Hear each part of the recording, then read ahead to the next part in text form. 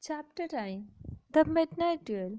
Harry had never believed he would meet a boy he hated more than Dudley, but that was before he met Draco Malfoy. Still, first year Gryffindors only had potions with the Slytherins, so they didn't have to put up with Malfoy much.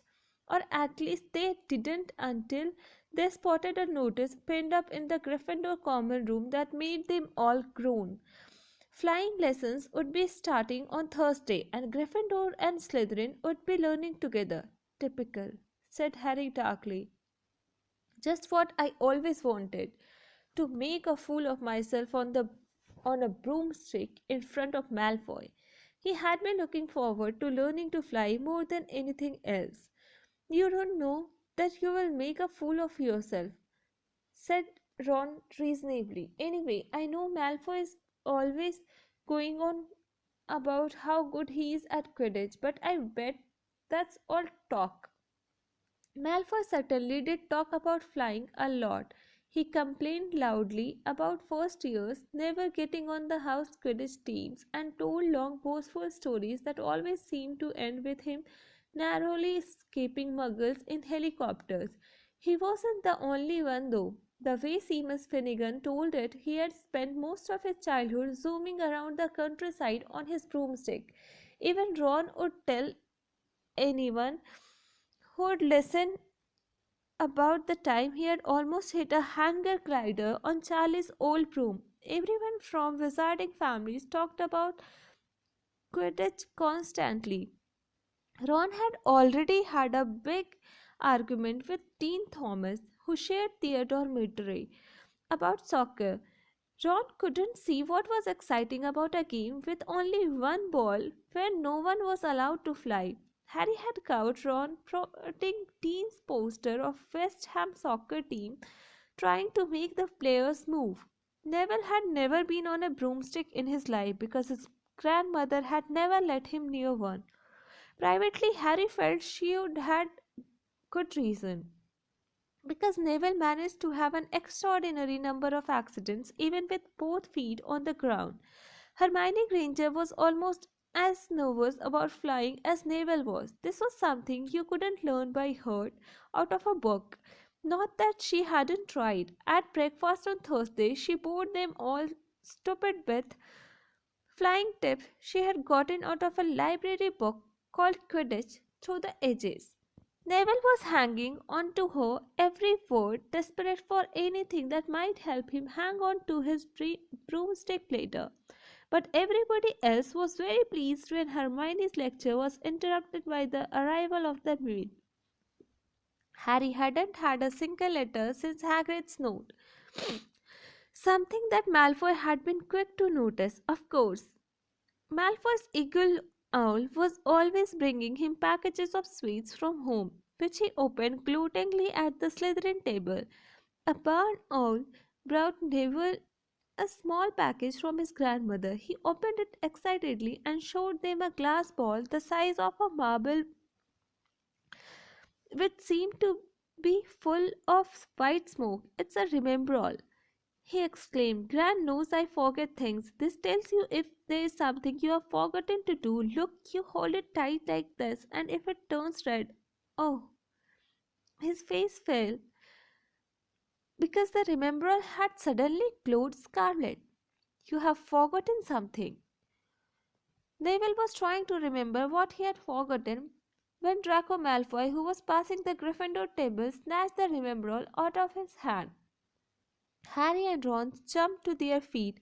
They were half hoping for a reason to fight Malfoy. But Professor McGonagall, who could spot trouble quicker than any teacher in the school, was there in a flash. "What's going on?" "Malfoy's got my Remembrall, Professor." Scowling, Malfoy quickly dropped the Remembrall back on the table.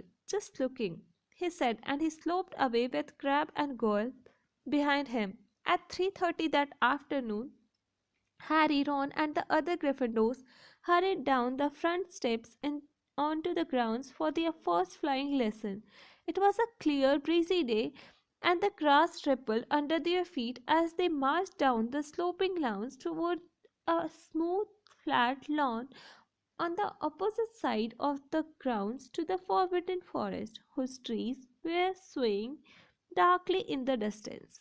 The Slytherins were already there, so were 20 broomsticks lying in neat lines on the ground. Harry had heard Fred and George Weasley complain about the school brooms, saying that some of them started to vibrate if you flew too high or always flew slightly to the left. Their teacher, Madam Hook, arrived. She had short grey hair and yellow eyes like a hawk. Well, what are you all waiting for? She barked. Everyone stand by your broomstick. Come on, hurry up. Harry glanced down at his broom. It was old and some of the twigs stuck out at odd angles. Stick out your right hand over your broom, called Madam Hook at the front, and say up. UPF, everyone shouted. Harry Broom jumped into his hand at once, but it was one of the few that did. Hermione Granger's had simply rolled over on the ground, and Neville's hadn't moved at all. Perhaps brooms, like horses, could tell when you are afraid, thought Harry. There was a quaver in Neville's voice that said only too clearly that he wanted to keep his feet on the ground. Madam Hook then showed them how to mount their brooms without sliding off the end, and walked up and down the rows correcting their grips. Harry and Ron were delighted when she told Malfoy he had been doing it wrong for years. Now, when I blow my whistle, you kick off from the ground hard, said Madam Hook. Keep your broom steady. Rise a few feet and then come straight back down by leaning forward slightly. On my whistle. 2, 3, 2. But Neville, nervous and jumpy and frightened of being left on the ground, pushed off hard before the whistle had touched Madam Hook's lips. Come back, boy, she shouted, but Neville was riding straight up like a cork shot out of a bottle. 12 feet, 20 feet. Harry saw his scared white face look down at the ground falling away, saw him gasp, slip sideways off the broom, and wham! A thud and a nasty crack, and Neville lay face down on the grass in a heap.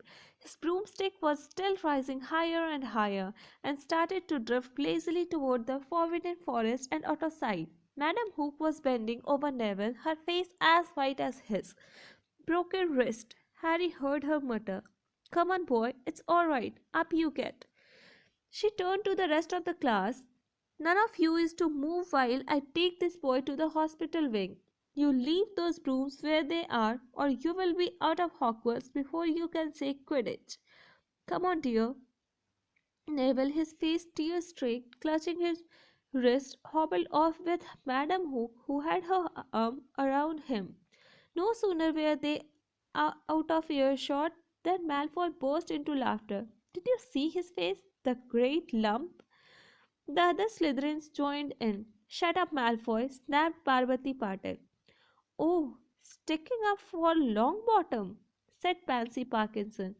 A hard-faced Slytherin girl never thought he would like fat little crybabies, Parvati. Look, said Malfoy, darting forward and snatching something out of the grass. It's that stupid thing Longbottom's gran sent him. The Remembrall gritted in the sun as he held it up. Keep that here, Malfoy, said Harry quietly. Everyone stopped talking to watch. Malfoy smiled nastily. I think I will leave it somewhere for Longbottom to find. How about up a tree? Give it here, Harry yelled, but Malfoy had leapt onto his broomstick and taken off. He hadn't been lying. He could fly well. Hovering level with the topmost branches of an oak, he called, Come and get it, Potter. Harry grabbed his broom. No, shouted Hermione Granger. Madam Hook told us not to move. You will get us all into trouble. Harry ignored her. Blood was pounding in his ears. He mounted the broom and kicked hard against the ground, and up he soared Air rushed through his hairs, and his robes swept out behind him. And in a rush of fierce joy, he realized he had found something he could do without being taught. This was easy. This was wonderful. He pulled his broomstick up a little to take it even higher and heard screams and gasps of girls back on the ground and an admiring whoop from Ron. He turned his broomstick sharply to face Malfoy in midair. Malfoy looked stunned. "Give it here," Harry called, "or I will knock you off that broom." "Oh, yeah," said Malfoy, trying to sneer, but looking worried. Harry knew somehow what to do. He leaned forward and grasped the broom tightly in both hands, and it shot toward Malfoy like a javelin. Malfoy only just got out of the way in time. Harry made a sharp about face and held the broom steady. A few people below were clapping. "No Crab and Goyle up here to save your neck, Malfoy!" Harry called. The same thought seemed to have struck Malfoy.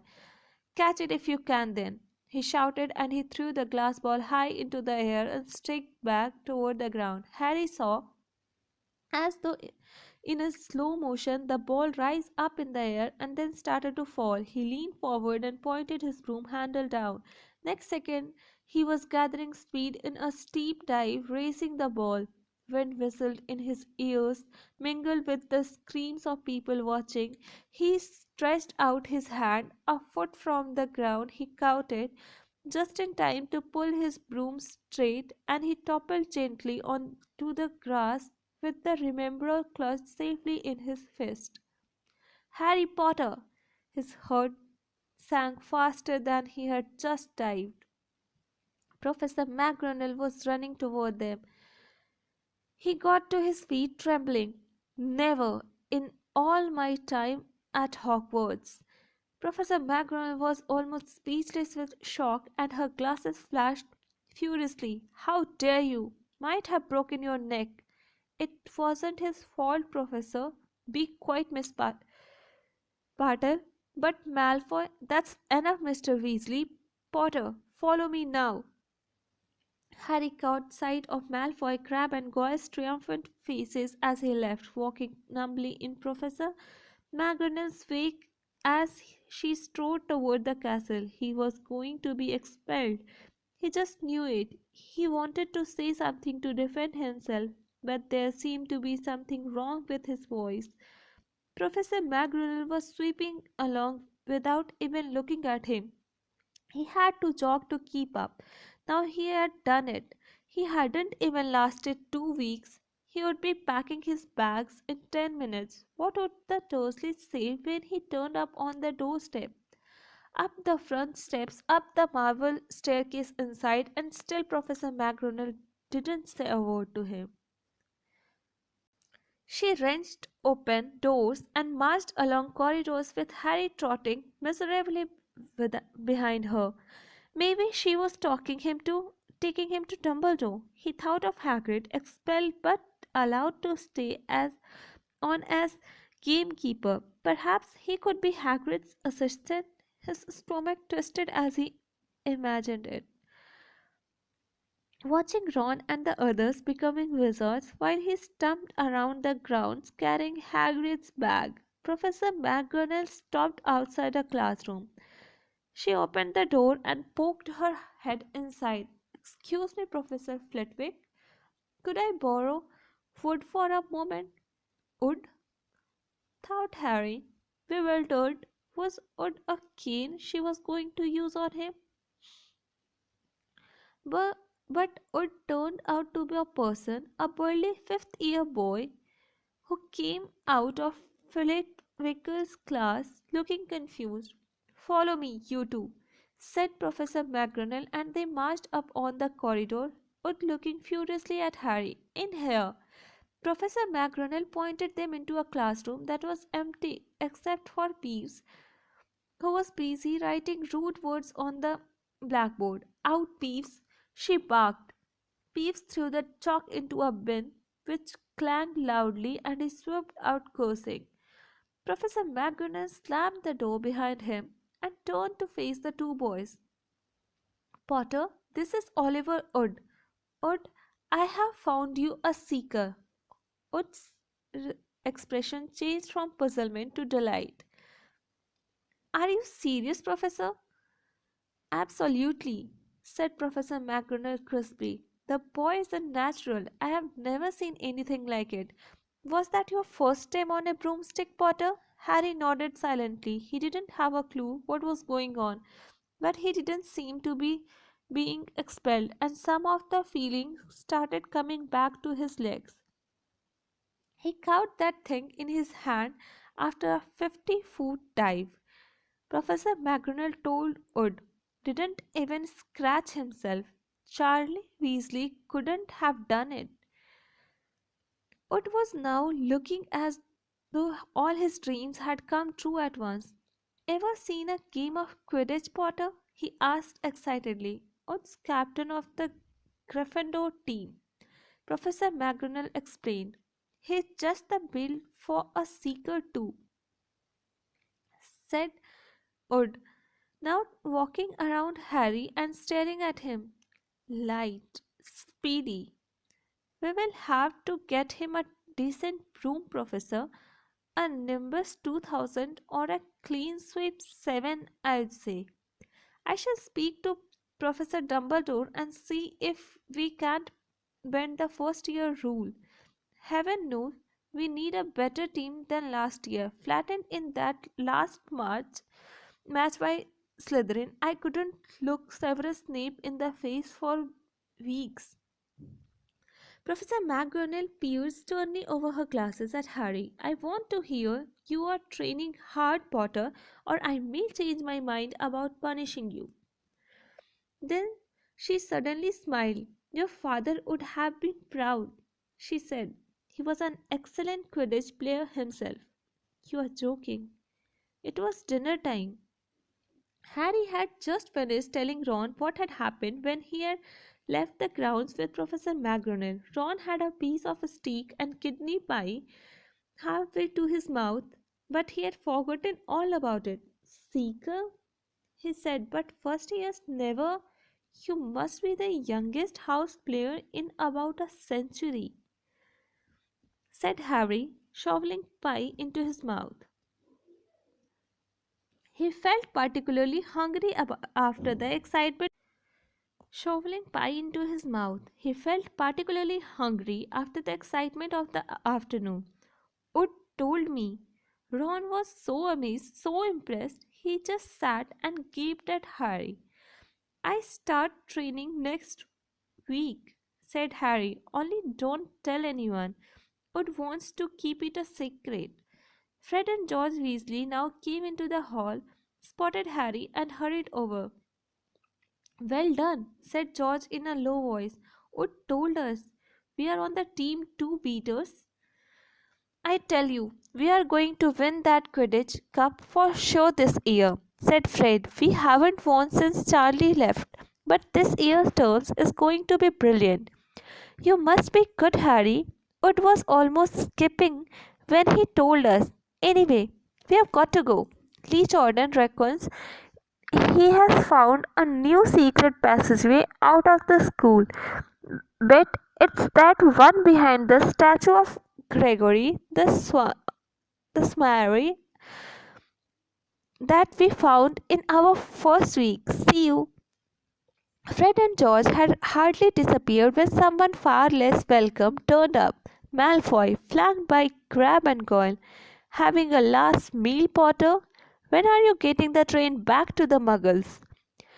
You're a lot braver now that you are back on the ground and you have got your little friends with you, said Harry coolly. There was, of course, nothing at all little about Crabbe and Goyle, but as the high table was full of teachers, neither of them could do more than crack their knuckles and scowl. I'd take you on any time on my own, said Malfoy. Tonight, if you want. Wizards, dear? Vans only. No contact. What's the matter? Never heard of a wizard's duel before? I suppose. Of course he has, said Ron, wheeling around. I am his second. Who is yours? Malfoy looked at Crabbe and Goyle, sizing them up. Crabbe, he said, midnight, all right? We'll meet you in the trophy room. That's always unlocked. When Malfoy had gone, Ron and Harry looked at each other. What is a wizard's duel? Said Harry.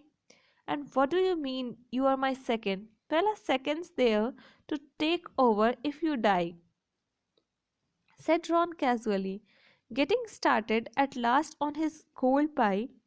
Catching the look on Harry's face, he added quickly, but people only die in proper duels, with real wizards. The most you and Malfoy will be able to do is send sparks at each other. Neither of you knows enough magic to do any real damage. I bet he expected you to refuse anyway. And what if I wave my wand and nothing happens? Throw it away and punch him on the nose, Ron suggested. Excuse me. They both looked up. It was Hermione Granger. Can't a person eat in peace in this place? Said Ron. Hermione ignored him and spoke to Harry. I couldn't help overhearing what you and Malfoy were saying. Bet you could, Ron muttered. And you must not go wandering around the school at night. Think of the points you will lose, Gryffindor, if you are cowed. And you are bound to be. It's really very selfish of you. And it's really none of your business, said Harry. Goodbye, said Ron. All the same, it wasn't that you would call the prefect end of the day. Harry thought as he lay awake much later listening to Dean and Seamless falling asleep. Neville wasn't back from the hospital wing. Ron had spent all evening giving him advice such as if he tries to curse you, you'd better dodge it, because I can't remember how to block them. There was a very good chance they were going to get caught by Filch or Mrs. Norris, and Harry felt he was pushing his luck, breaking another school rule today. On the other hand, Malfoy's sneering face kept looming up out of the darkness. This was his big chance to beat Malfoy face to face. He couldn't miss it.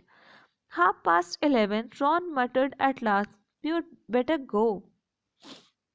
They pulled on their bathrobes, picked up their wands, and crept across the tower room, down the spiral staircase, and into the Gryffindor common room. A few members were still glowing in the fireplace, turning all the armchairs into hunched black shadows. They had almost reached the portrait hole where a voice spoke from the chair nearest them. I can't believe you are going to do this, Harry. A lamp flickered on. It was Hermione Granger wearing a pink bathrobe and a frown. You, said Ron furiously, go back to bed. I almost stole your brother. Hermione snapped. Percy, he is a prefect. He would put a stop to this. Harry couldn't believe anyone could be so interfering. Come on, he said to Ron. He pushed open the portrait of the fat lady and climbed through the hole. Hermione wasn't going to give up that easily. She followed Ron through the portrait hole, hissing at them like an angry goose. Don't you care about Gryffindor? Do you only care about yourselves?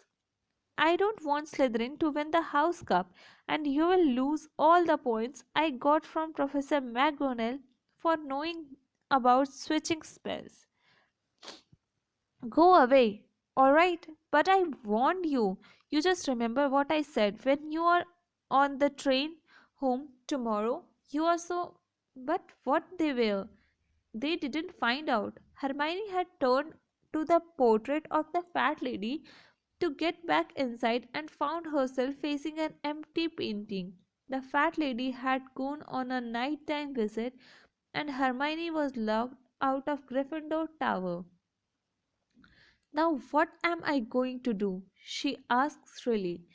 That's your problem, said Ron. We have got to go. We three are going to be late. They hadn't even reached the end of the corridor when Hermione caught up with them. I am coming with you, she said. You are not. Do, do you think I am going to stand out here and wait for Filch to catch me? If he finds all three of us, I will tell him the truth. that I was trying to stop you and you can back me up. You have got some nerve, said Ron loudly. Shut up, both of you, said Harry sharply. I heard something. It was a sort of snuffling. Mrs. Norris? Breathed Ron, squinting through the dark. It wasn't Mrs. Norris. It was Neville.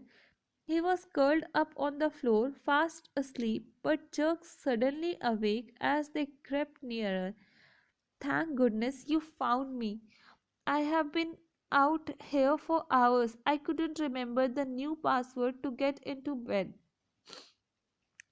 Keep your voice down, Neville. The password speaks now, but it won't help you now. The fat lady's gone off somewhere. How's your arm? Said Harry. Fine, said Neville, showing them. Madame Pomfrey mended it in about a minute. Good. Well, look, Neville, we have got to be somewhere. We will see you later. Don't leave me, said Neville, scrambling to his feet.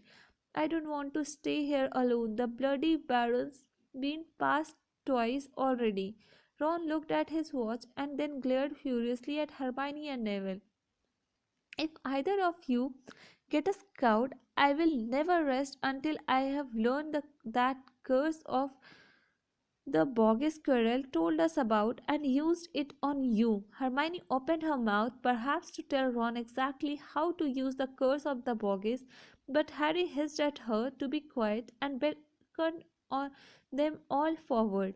They flitted along corridors striped with bars of moonlight from the high windows. At every turn, Harry expected to run into Filch or Mrs. Norris, but they were lucky. They sped up a staircase to the third floor and tiptoed toward the trophy room. Malfoy and Crabbe weren't there yet. The crystal trophy cases glimmered where the moonlight caught them. Cups, shields, plates, and statues winked silver and gold in the darkness. They edged along the walls, keeping their eyes on the doors at either end of the room. Harry took out his bat in case Malfoy leapt in and started at once. The minutes crept by. He's late. Maybe he's chickened out, Ron whispered. Then a noise in the next room made them jump. Harry had only just raised his wand when they heard someone speak, and it wasn't Malfoy. Sniff around, my sweet. They might be lurking in a corner. It was Filch speaking to Mrs. Norris. Horror struck. Harry waved madly at the other three to follow him as quickly as possible. They scurried silently toward the door, away from Filch's voice. Neville's robes had barely whipped around the corner when they heard Filch enter the trophy room. They are in here somewhere, they heard him mutter, probably hiding this way. Harry mouthed to the others, and petrified, they began to creep down a long gallery full of suits of armor.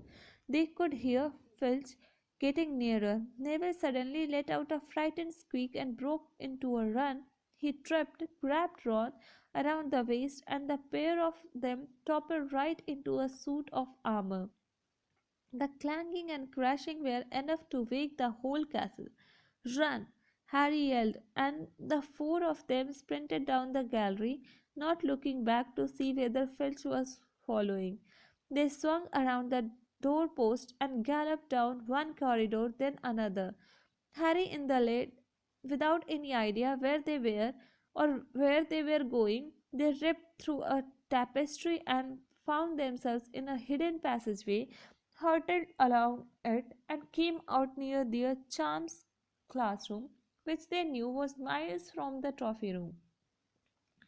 I think we have lost him, Harry panted, leaning against the cold wall and wiping his forehead. Neville was bent double, wheezing and spluttering.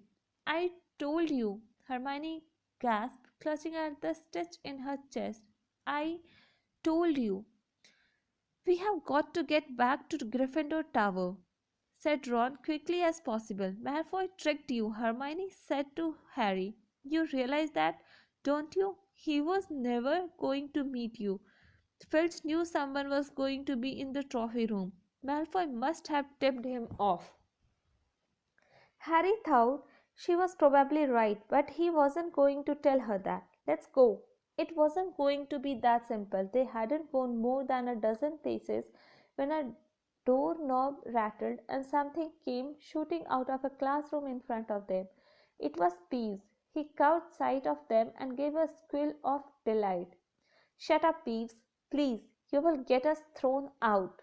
Peeves cackled. Wandering around at midnight, ickle firsties? Tut tut tut, naughty naughty, you will get caughty. Not if you don't give us away, Peeps, please. Should tell Filch. I should, said Peeves in a saintly voice, but his eyes glittered wickedly. It's for your own good, you know. Get out of the way, snapped Ron, taking a swipe at Peeves. This was a big mistake. Students out of bed, Peeves bellowed. Students out of bed, down the charms corridor. Ducking under Peeves, they ran for their lives right to the end of the corridor where they slammed into a door and it was locked. This is it, Ron moaned as they pushed helplessly at the door. We are done for. This is the end. They could hear footsteps. Filch running as fast as he could toward Peeves' shouts. Oh, move over! Hermione snarled. She grabbed Harry's wand, tapped the lock, and whispered, Alohomora! The lock clicked and door swung open. They piled through it, shut it quickly, and pressed their ears against it, listening. Which way did they go, Peeves? Filch was saying. Quick, tell me. Say please. Don't mess with me, Peeves. Now where did they go? Shan't say nothing if you don't say please, said Peeves in his annoying sing-song voice. All right, please? Nothing. Haha, told you I wouldn't say nothing if you didn't say please. Ha ha ha. And they heard the sound of Peeves pushing away and felt cursing in rage. He thinks this door is locked, Harry whispered. I think we will be okay. Get off, Neville. For Neville had been tugging on the sleeve of Harry's bathrobe for the last minute. What? Harry turned around and saw quite clearly what.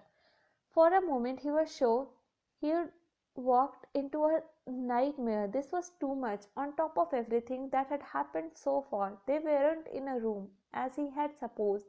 They were in a corridor, the forbidden corridor on the third floor. And now they knew why it was forbidden. They were looking straight into the eyes of a monstrous dog, a dog that filled the whole space between ceiling and floor. It had three heads, three pairs of rolling, mad eyes, three noses twitching and quivering in their direction, three drooling mouths, saliva hanging in slippery ropes from yellowish fangs.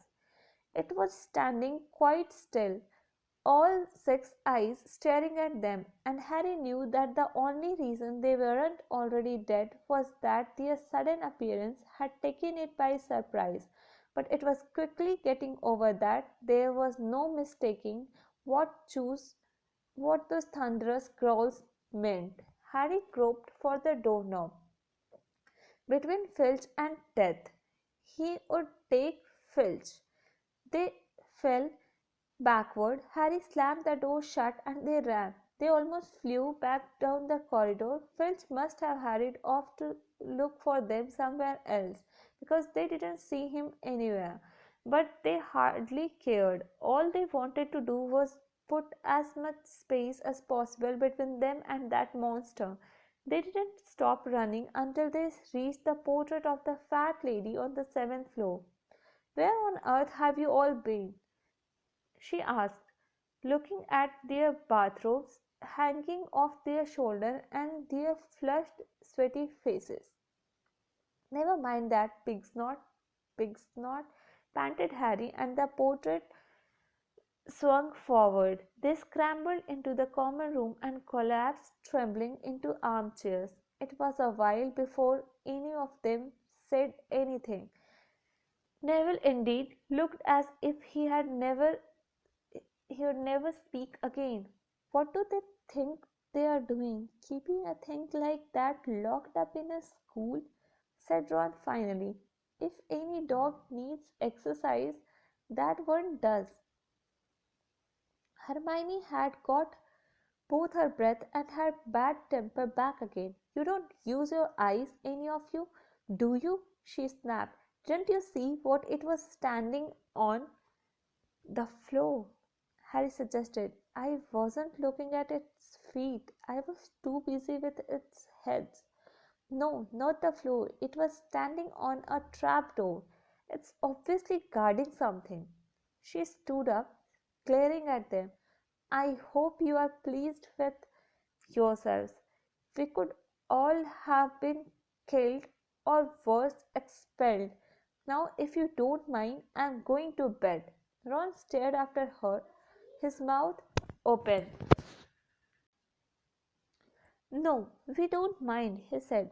You'd think we dragged her along, wouldn't you? But Hermione had given Harry something else to think about as he climbed back into bed. The dog was guarding something. What had Hagrid said?